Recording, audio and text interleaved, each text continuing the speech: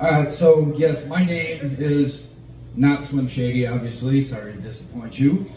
I say that I don't think Marshall Mathers has ever been fat a day in his life. Also, I don't think him or any other rappers have the desire to carry around their own drum. But yeah, my name is Robert E. Lee. I grew up in Oswego, so having that name, being named after a Southern hero at one point, back when history was actually history, I didn't know I was like 7 at the time, and they tell me my name's Robert E. Lee. I didn't even know who the other guy was. The only General Lee I knew was the car in the Dukes of Hazzard. And so I look at my mom one day, I'm like, you named me after a car? And besides, who gives a car a full name? But eventually I learned who the other guy was, and turns out that, again, back when they actually taught history, he's a loser. One of the most famous losers in history.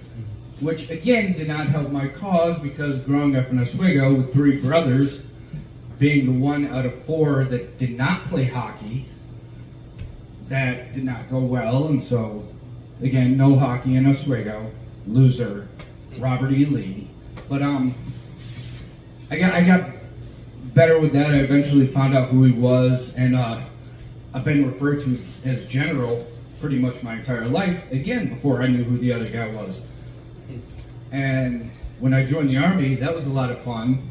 All my friends would salute me, and they would actually go out of their way to salute me, just the guy named after a general, and not actually salute officers. So that's that. I had to grow up with that, and eventually got over it. But going on to the whole age thing that Bobby mentioned, I have a fun story. I'm 51 now, and I was like, I think almost in my 20s by the time Ace Ventura came out. So my thing is, I went to college after I got out of the Army. I went to college, I was in my 40s.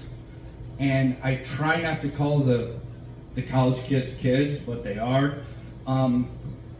Shortly after, you can start talking about The Force Awakens without giving away spoilers.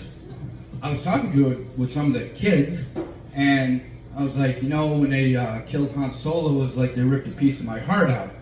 Girl looked at me and said, oh my God, my dad felt the same way. So yeah, so I've had a fun life being named after a loser who apparently, I used to work for the post office, and I talked to customers and my name would come up occasionally. Apparently, according to one kid I talked to, they don't even teach about him in history anymore. And this kid, he's been out of school for like 2 years. So it's great, being named after a big hero who's a loser who nobody knows anymore. That is my life. Also, I have a daughter who is 7. I turned 44 a week after she was born. And I was like, oh my God, I'm too old to be a dad. Then I found out Mick Jagger had another kid recently, so I'm like, okay, I guess I'm good.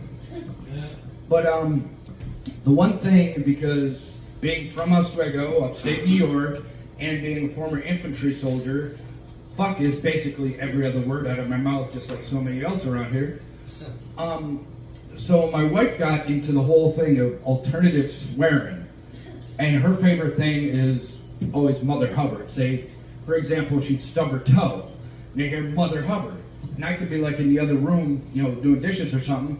I'd hear Mother Hubbard, and I'd say, it has a cupboard. She did not like that at all.